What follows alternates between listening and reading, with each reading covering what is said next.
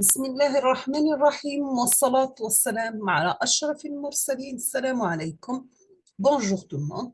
Aujourd'hui, je vais partager avec vous un module réseau avancé. Ce cours appartient à Dr Ahmed Aliwa de l'Université Mohamed Saddiq Ben Yahya Jijel, Faculté des sciences exactes et informatiques, département d'informatique. Aujourd'hui, on va commencer par chapitre 0, l'introduction et généralité sur les réseaux. Normalement, c'est pour Master 1, spécialité réseau et sécurité. Cours réseau avancé. Quel est l'objectif de l'enseignement de ce module? C'est premièrement approfondir les connaissances sur les réseaux. Deuxièmement, apprendre les notions fondamentales des différents types de réseaux sans fil et être capable de distinguer les caractéristiques des différents types de réseaux. Maintenant, on va commencer par définition. C'est quoi un réseau? Un réseau informatique, c'est un système complexe de machines interconnectées.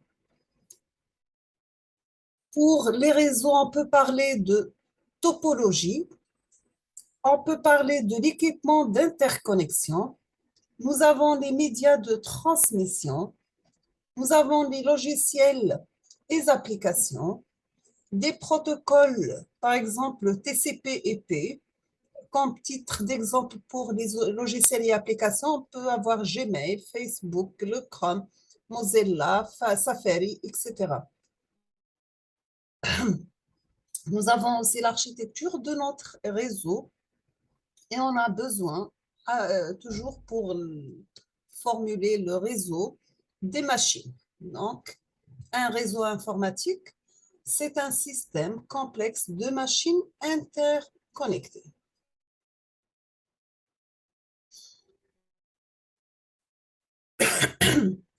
La partie numéro 1, on va commencer par les réseaux filaires, parce que nous avons les réseaux filaires et les réseaux sans fil.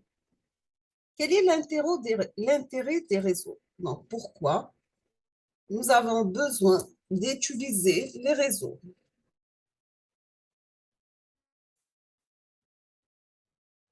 Premièrement, pour le partage de ressources, ce partage peut être partage logiciel comme titre d'exemple, plusieurs logiciels, le Word, ou bien partage de ressources matérielles. Comme titre d'exemple, on peut partager l'imprimante ou bien le scanner. Deuxième intérêt des réseaux, c'est bien la communication entre utilisateurs et à travers des applications distantes. Donc, on peut avoir une seule application ou bien plusieurs. Troisième intérêt, c'est bien l'échange d'informations et le transfert des données. Quatrième intérêt, c'est la collaboration à distance. Cinquième intérêt, c'est bien la distribution des ressources. Toujours les ressources peuvent être sous forme de données ou bien matérielles. Et pour avoir une tolérance aux pannes. Bien sûr, nous avons aussi l'accès à distance aux ressources centralisées. Comme intérêt toujours, on peut réduire les coûts, améliorer la rapidité et la productivité, et etc. Il existe plusieurs autres intérêts.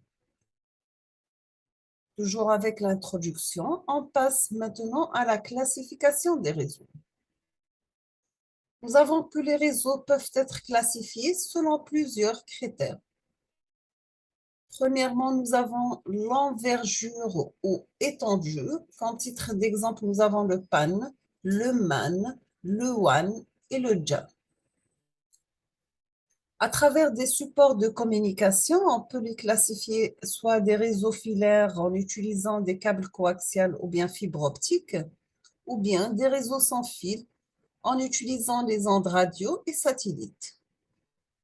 On peut classer les réseaux, bien sûr, selon le type d'organisation. Est-ce que c'est un réseau pour clients, serveurs ou bien P2P? On peut classer les réseaux selon les types de topologie. On peut utiliser topologie bus, étoile, anneau, maillet.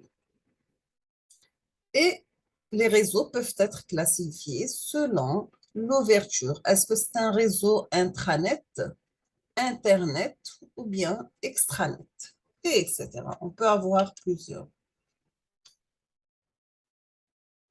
Bien sûr, ces différents types de réseaux seront détaillés dans la suite des cours. Maintenant, on passe classification des réseaux. On va commencer par la première, c'est bien les réseaux filaires. Les réseaux filaires, nous avons PAN comme titre d'exemple l'USB. LAN, c'est bien l'Ethernet. MAN, c'est Métro Ethernet. WAN, nous avons le ATM, le IPMLS, le X.25, Internet, etc. Pour les réseaux sans fil, ils sont divisés en deux, selon la zone de couverture ou bien l'infrastructure. Pour la zone de couverture, nous avons le WPAN. En titre d'exemple, nous avons le Bluetooth, le Zigbee, le NFC, le IRDA. Le WLAN, nous avons le Wi-Fi.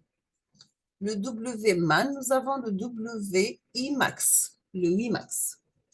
Le WWAN peut être cellulaire, GSM, UMTS, LTE et 5e génération, donc 2e, 3e, 4e et 5e génération.